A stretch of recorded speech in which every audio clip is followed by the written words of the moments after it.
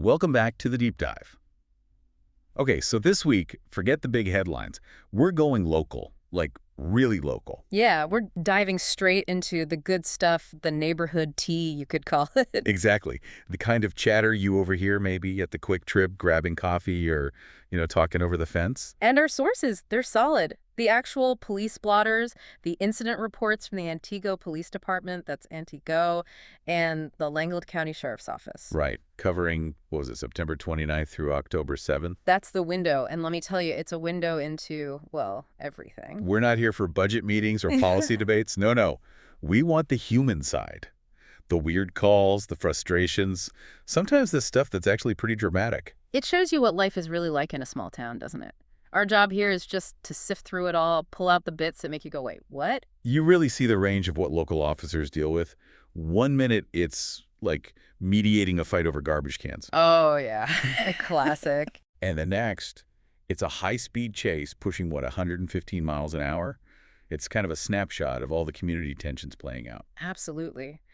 And this week, we've got a full menu. Oh, do we ever. We're talking phantom tracking devices someone thinks is on their car. Uh-huh. The baffling logic behind cleaning out a storage unit in the middle of the night. 2 in the morning. And my personal favorite, maybe the ultimate small-town crime story. The Great Garbage Can Wars. It continues. It really does. So yeah, grab your coffee, settle in, let's unpack what's really going on behind the scenes, according to the blotter. Okay, where do we start? Maybe with the weirdness that happens when most of Antigo is asleep. After midnight stuff. Sounds good. Let's start in the city of Antigo, after hours. All right, first up, this one it begs the question, why? It's the midnight cleanup crew. This was logged September 29th. The timing is just chef's kiss. Okay, so an officer is doing a routine check, right? Looking for suspicious activity. It's 2:18 a.m. 2:18 in the morning. And they find someone just cleaning out their storage unit. At 2:18 a.m. I mean, that's not just late night. That's deep into shouldn't you be asleep time. Yeah. What possibly requires a storage unit clean out then? Well, the first thought is always something shady, right? Totally. Yeah. Secret mission, hiding something. Could be. Right. Or maybe it's just practical. Hear me out. Maybe they had a big truck or a trailer. Okay. And maybe the storage place rules or just the lack of traffic makes it way easier to maneuver a big vehicle super late at night without blocking anyone. Less hassle. Huh.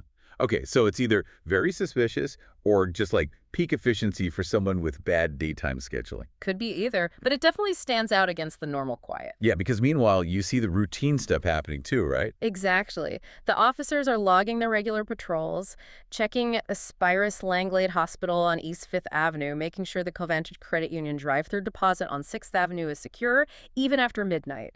There's this whole other rhythm to the town while everyone else is sleeping. And part of that rhythm includes, apparently, dealing with some questionable transportation choices. Oh, no. We saw a couple of classic nighttime bike stops. Ah, yes. Always a few of those. There was a verbal warning, Neva Road and Century Avenue, 2:22 a.m. for a bike. Okay. And then another one, separate incident, over on 5th Avenue. This one was specific.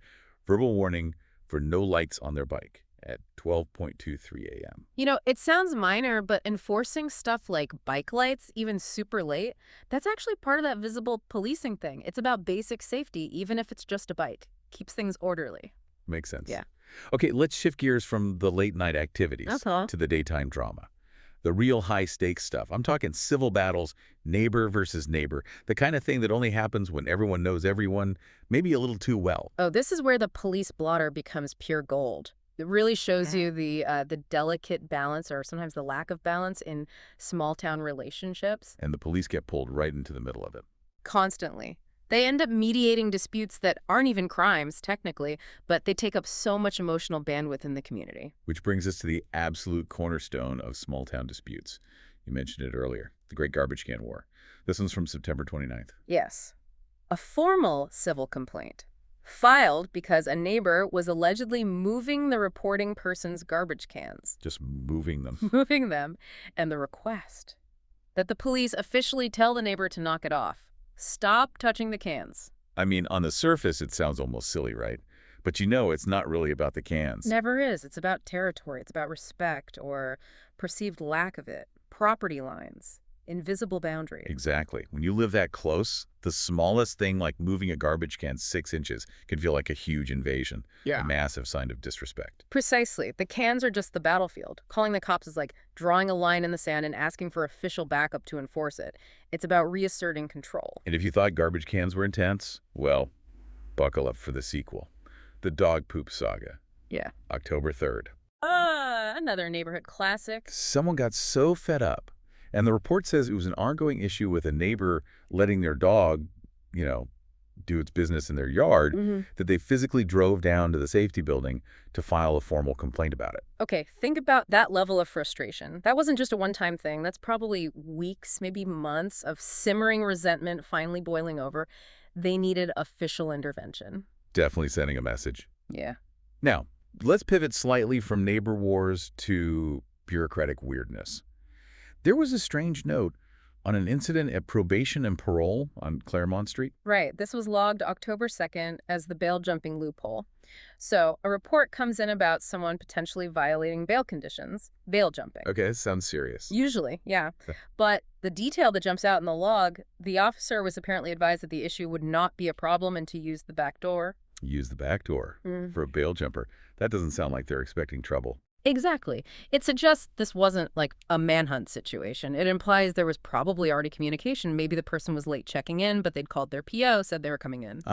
So the police report might be mandatory procedure, but the back door note means it's more like administrative cleanup, a quiet surrender. That's what it sounds. Way less dramatic than you'd initially think from bail jumping. Just handling things discreetly. Okay. Much quieter than our next item.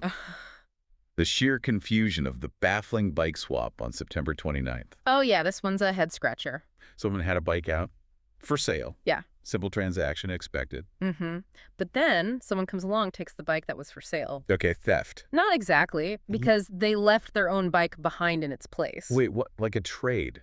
An unsolicited trade? Who knows? Was it a really weird attempt at bartering? Did they misunderstand? Did they think, well, bike for a bike seems fair? It's not theft, but it's definitely not a normal sale. It turned a simple sale into this weird civil puzzle. Like, what do you even do then? Yeah, good question. It just shows how informal property stuff can get complicated.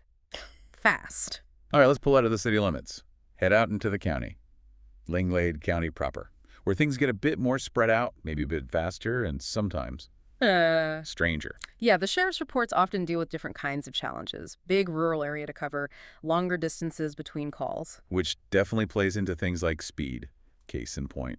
The Need for Speed incident on October 4th started as a regular traffic stop on County Road A. And escalated quickly. The officer actually had to discontinue the pursuit. Why? Too fast? Yep, the vehicle hit estimated speeds of 115 miles per hour. 115. On County Road A, that's not the interstate. That's commitment to getting away. Serious commitment and incredibly dangerous. On a road like that, woods, fields, potential crossings, hitting those speeds is taking a massive risk. That driver wanted out. Badly. Wow. Okay, so that person got away, at least for the moment. But sometimes the mystery isn't where the driver went, but where they went after the car stopped, like the unattended wreck. Oh, this one on October 5th. Clear Lake Road and County Road U. This is the ultimate ghost car scenario. What happened? Deputies get called for a road blockage. They find a car way off in the ditch. Okay, accident happens. But here's the chilling part. All the airbags were deployed, indicating a pretty significant impact. Yeah, airbags don't go off for a fender bender. Right. Severe crash. But 0 occupants in the car, nobody. Gone. Whoa.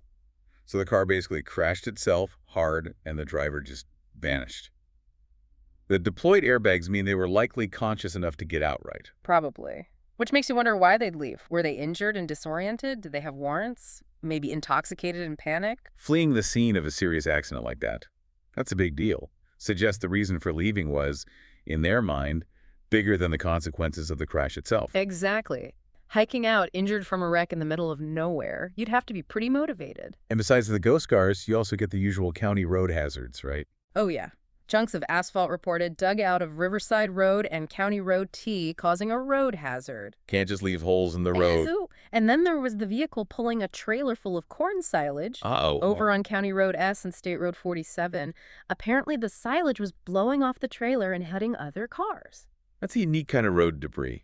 Messy. Very. And of course, the unfortunate but common Northwoods incident. A welfare check on US 45 near Deerbrook for someone who hit a deer. Always jarring. Always.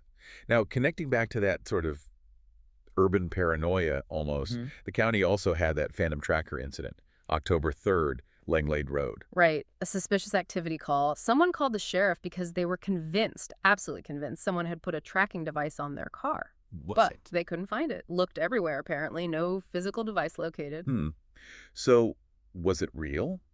Was it paranoia? It's hard to say, isn't it? It really is. But whether the tracker was real or not, the fear of being tracked, that feeling of being watched, that's what prompted the call. And honestly, with how small and cheap tracking tech is now, it's not an entirely unreasonable fear, even if you can't find the proof. Good point. Okay, finally, let's zoom back in on the places where everyone eventually ends up. The big retail hubs.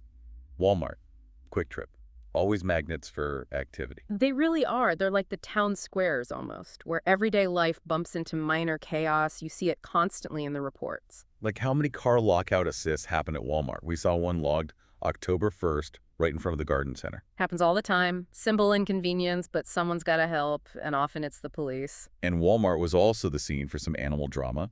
The dirty dog incident, October 1st again. Yeah, an animal complaint. Dog left inside a vehicle, parked near the handicap spots on the grocery side. Hopefully it wasn't too hot or cold, and the officer got there quickly. Those welfare checks on pets are important. But things were definitely less routine over at the Quick Trip on State Road 64, October 4th. Ah, yes. The scuffle at the pump. Tell us about that one. Okay, report comes in for disorderly conduct. There's a male and a female arguing pretty intensely, it sounds like, next to a dark blue Ford Explorer at the gas pumps. Okay, public argument. Not great, but happens. It got physical. The report says the female allegedly punched the male. Oh, wow. And then the whole vehicle just took off, fled the scene immediately after the punch. So super quick escalation argument, punch, getaway. All right there at the pump. Yeah, high emotion, very public, then boom, gone. Shows how fast a normal place like a gas station can turn into a scene. It's quite the contrast, isn't it? Yeah. You have all this late night weirdness, the arguments, the chases, and then, like clockwork, you see the log entry for the 70 a.m. school zone duty, Graham Avenue and Superior Street, every morning. That steady, reliable presence. The officers are there, keeping the crossing safe, anchoring the start of the day before whatever the next 24 hours bring. It really was quite a week when you look at it all together. It really shows the spectrum, doesn't it? From mediating tiny disputes over garbage cans that probably cost next to nothing, Right. to investigating a completely totaled car where the driver literally vanished into thin air. It's complex, sometimes kind of funny, always very human. That's what these reports show you about the community. So after digging through all that, what's our takeaway? The moral of the week for life in Langlade County. How about this? Okay. Before you decide to, move your neighbor's trash cans in anger or maybe punch someone at the Quick Trip, or especially before you try to outrun the cops at 150 mile per hour down County Road A, just remember, in a small town like Antigo, someone always sees something. And the police blotter, that's the kind of neighborhood gossip that has a very long memory. That is good advice. Which brings us back to that person who thought they had a tracker on their car but couldn't find it. Right. The phantom tracker. Let's leave you with this thought. What if they were right? What if there was a tracker they just couldn't locate? Makes you wonder, doesn't it? In this world where everything's connected, where tiny digital spies are cheap and easy to get, are we ever really truly alone?